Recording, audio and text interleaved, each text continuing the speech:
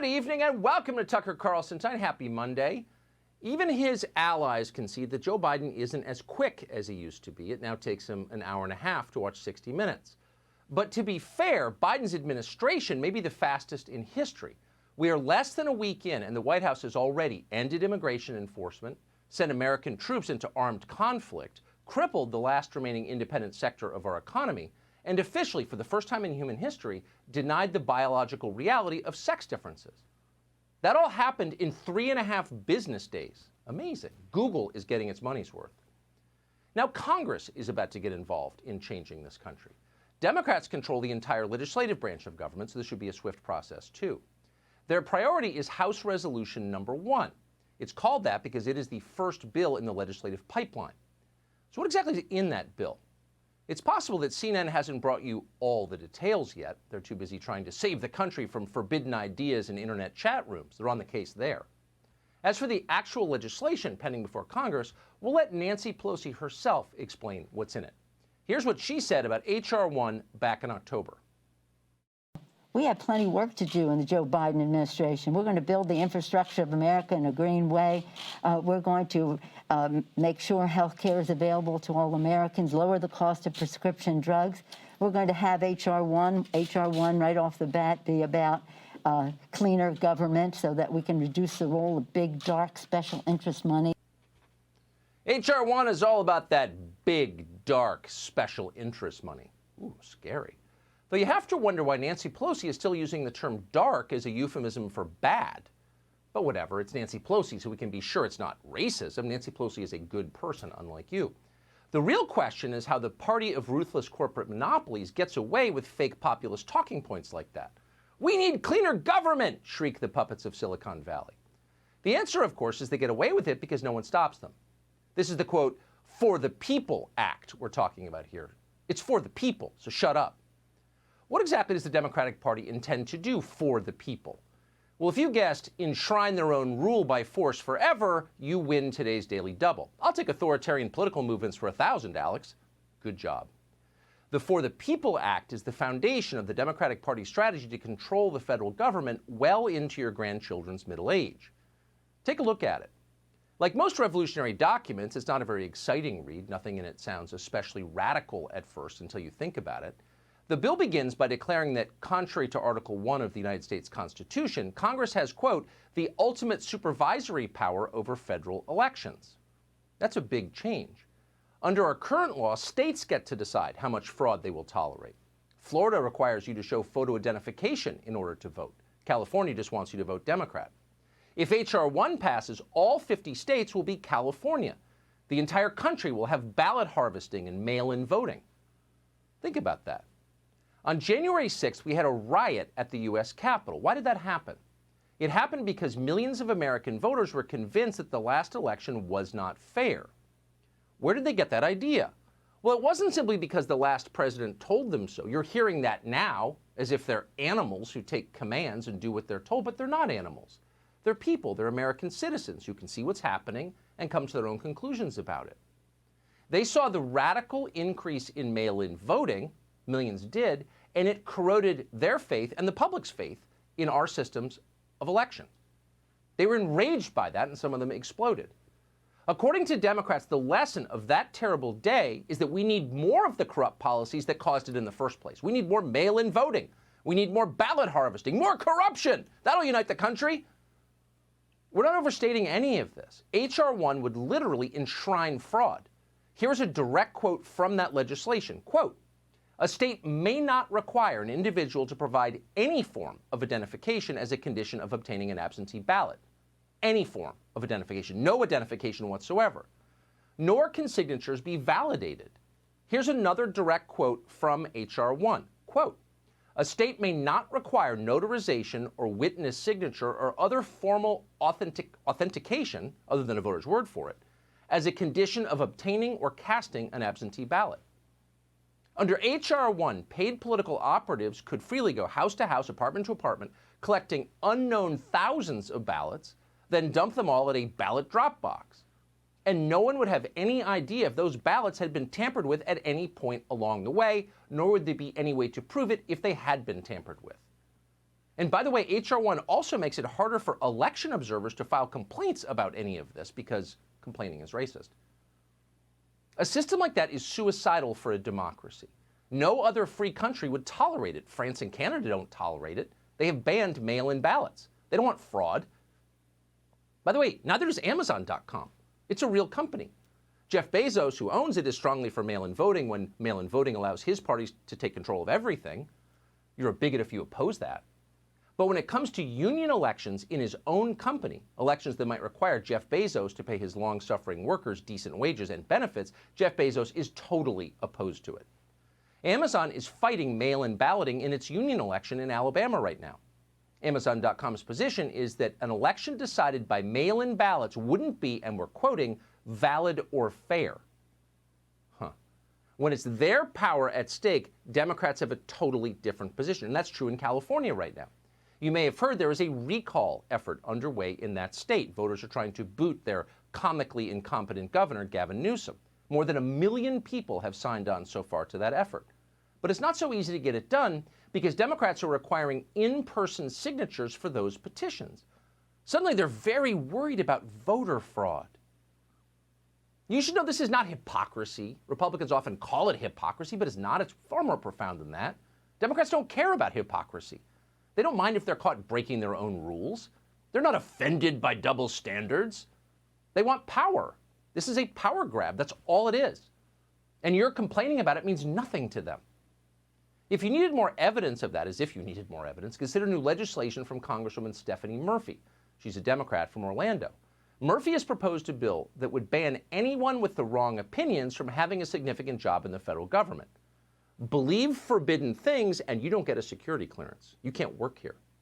Murphy's bill would require federal investigators to ask all applicants whether they had, quote, associated with or knowingly engaged in activities conducted by an organization or movement that spreads conspiracy theories and false information about the United States government, end quote. Wait a second. Conspiracy theories and false information about the United States government? Whoa. Sounds like these people could be in trouble. You can see evidence in plain sight on the issue of collusion. So there's clear evidence on the issue of collusion, and this adds to that body of evidence. And there is significant evidence of collusion. There is ample evidence, and indeed there is, of collusion of people in the Trump campaign with the Russians. I think there's plenty of evidence of collusion or conspiracy. All of this is evidence of collusion. There is significant evidence, much of it in the public domain, on the issue of collusion. Just kidding. The people who spent years peddling ludicrous conspiracy theories, disproven factually, theories that Vladimir Putin secretly controlled the federal government, those people will be fine. Because at this point, that would include pretty much everyone currently in power. Yes, they were knee-deep in conspiracy theories that actually hurt our country in measurable ways, but this legislation isn't designed to punish them. Just the opposite. This legislation is designed to protect them from your criticism. Under Stephanie Murphy's bill, anyone who criticizes Stephanie Murphy could be punished. Oh, makes sense now? Now, you'd think all this might raise some eyebrows among traditional civil liberties people, civil liberties folks, as they call themselves. But come on now. It's 2021. The media love laws like this. Laws like this are aimed directly at the media's sworn archenemies, people who went to state schools and other undesirables. Listen as the geniuses explain how the single biggest threat to this country isn't Chinese hegemony or even the coming hyperinflation, pretty much a certainty now, which was 100% caused by elite mismanagement of our economy. But no, let's not talk about that. The real threat is a forbidden idea. It's something called QAnon. Next, what to do about QAnon and its droves of loyal followers. Is it too little, too late to bring our loved ones back to reality? Many of those who believe the totally unfounded conspiracies and prophecies of QAnon expected January 20th to be Judgment Day. As far-right figures and QAnon conspiracy theorists are joined by Trump supporters who believe the election was stolen. QAnon is better viewed as an on-ramp to various different extremism circles. How many people in the country have been marinated in these conspiracy theories, QAnon craziness, and it is frightening. Ooh, Mr. Tom Friedman thinks this is all pretty frightening. And he's right, but not, as usual, for the reasons he thinks. We're watching a profound change taking place in American society, and it's happening very fast. The stakes could not be higher. There is a clear line between democracy and tyranny, between self-government and dictatorship. And here's what that line is. That line is your conscience. They cannot cross that. Government has every right to tell you what to do. Controlling the behavior of citizens is one of the basic prerogatives of any organized society. It's why we have it. Government can try to prevent you from committing murder or rape or from speeding or jaywalking. That's all allowed. It's legitimate. But no democratic government can ever tell you what to think. Your mind belongs to you. It is yours and yours alone. Once politicians attempt to control what you believe, they are no longer politicians. They are, by definition, dictators. And if they succeed in controlling what you believe, you are no longer a citizen. You are not a free man. You are a slave. So yes, Tom Friedman, this is frightening. It's everywhere all of a sudden. No one is pushing back. Instead, they have almost every one of them, joined the mob of censors, hysterics, and Jacobin destroyers, all working on behalf of entrenched power to take total control of everything. Overstatement? No, it's not. Their new idea is that this channel shouldn't be allowed. Now, they're not arguing that Fox News is inaccurate and dishonest and you shouldn't watch it. They're arguing that you shouldn't be able to watch Fox News because Fox News should be eliminated by force. A few days ago, a former New York Times columnist called Anand Giridharadas posted this question on Twitter, quote, "Should Fox News be allowed to exist?" No, he quickly concluded, Fox News, quote, "shouldn't be legal." No one online seemed especially surprised by this view. Among a certain group, it is a gathering consensus. CNN certainly agrees with it. CNN is our direct competitor, of course, so you might imagine they would recuse themselves from this conversation. Oh, but just the opposite. CNN is staring down the barrel of some pretty lean years ratings-wise, now that their reason for existing has departed from Mar-a-Lago. They would love one less news channel on the dial. So over the weekend, the Dwarf King summoned a pair of his most pliable minions up from the cellar and turned them loose to explain that actually allowing people to watch what they want to watch on TV is a massive threat to democracy. President Biden seems to understand that right-wing radicalization is a real problem. His team seems to recognize how Fox and Facebook and QAnon fantasies and all of that has caused the separate realities in the United States. And it remains a threat to our democracy. It is the reason why there were hundreds of Trump supporters storming the Capitol on January 6th. And until that poison, that toxin is drained from the national political discourse in this country, Brian, I do think that these forces represent a potential existential threat to this country. Oh, it's existential. It's existential. Existential. Now, you should know that no one on CNN has ever been asked to spell or define the word existential. The day that happens is the day they stop using the word.